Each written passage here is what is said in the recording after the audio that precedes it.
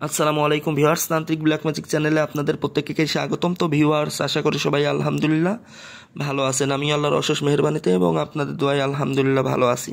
তো আজকে যে বিষয়ের উপরে ভিডিওটি নির্মিত করা হচ্ছে সেটা হচ্ছে বশীকরণ বিদ্যা। তো বশীকরণ বিদ্যা এরকম অনেক বিদ্যায় আপনি ইউটিউব খুঁজলে পাবেন বা আমার চ্যানেলেও অনেক বিদ্যায় পাবেন।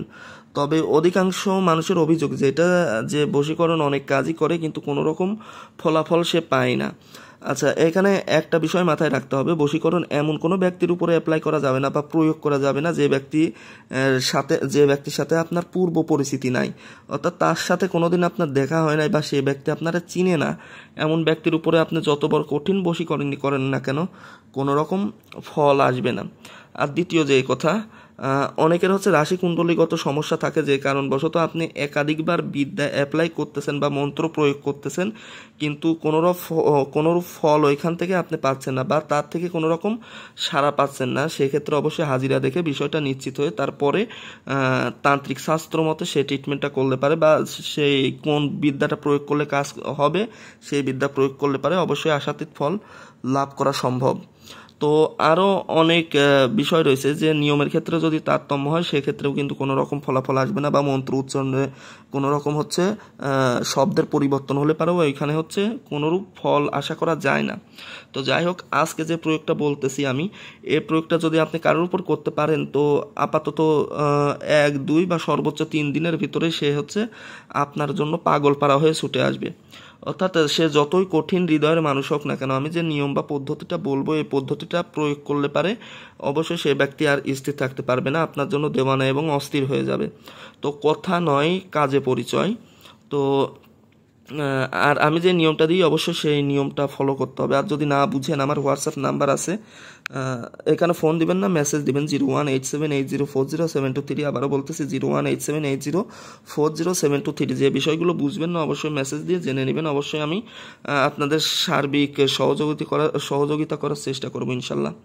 তো প্রথমে মন্ত্রটা আমরা পড়ে নিই। হু তার হাব আর তাফ তামাতা হু ইয়ালিন জাম হা লামাতা কাফ র হামিম ফুলান হুব্বানি আলিহা জাল কামিল হাব্বা হামা হাক্কাল্লিহা মিমরা হামিম ইয়াতাসির জালিহা।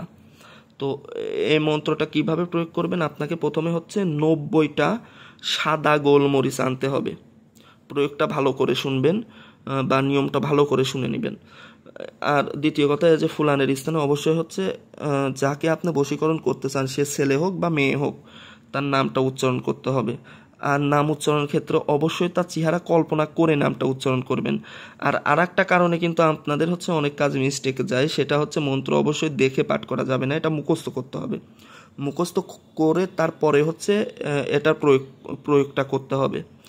তো প্রথমে 90টা গোলমরিচ আনবেন আর 3টা জায়ফল আনবেন। জায়ফল গোলমরিচ সবাই চিনি, আর না চিনলে নেটে সার্চ দিতে হবে। বা জায়ফল 3টা জায়ফল আনতে হবে। জায়ফলও কম বেশি যারা চিনেন তো চিনেন, আর যারা চিনেন না ইন্টারনেটে সার্চ দিলেও পেয়ে যাবেন। বা আপনি যদি যে ওষুধের দোকান, তার মানে ওষুধ মালামাল যেখানে বেচে কবিরাজি ওষুধ মালামাল, ওইখানে খোঁজ করলেও পেয়ে যাবেন জায়ফল। তো 90টা গোলমরিচ 3টা ভাগ করবেন, 30টা করে 3 জায়গায় রাখবেন। আর 3 জায়গায় 3টা জায়ফল রাখবেন 1টা করে, অর্থাৎ 90টা গোলমরিচের সাথে 1টা করে জায়ফল যাবে, 3 জায়গায় ভাগ করবেন। আর এই মন্ত্রটা প্রথম পড়বেন 21 বার।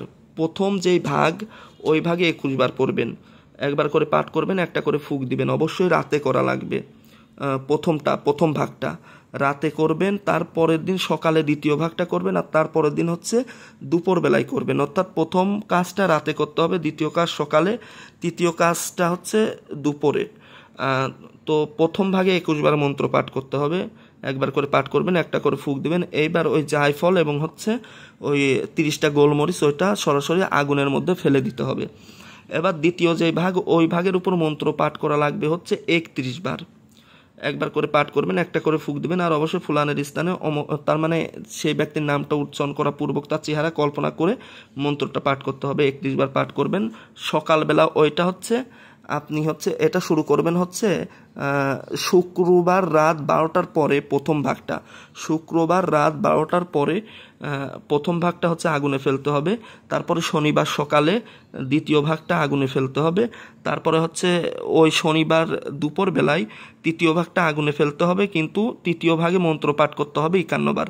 প্রথম ভাগে 21 বার, দ্বিতীয় ভাগে হচ্ছে 31 বার, তৃতীয় ভাগে 51 বার পাঠ করতে হবে। একই প্রসেসে হচ্ছে আগুনের ভিতর নিক্ষিপ্ত করতে হবে, আর নিশ্চিত হতে হবে যে ওইগুলো আগুনের ভিতর দগ্ধ হচ্ছে কিনা, পুড়ে যাচ্ছে কিনা।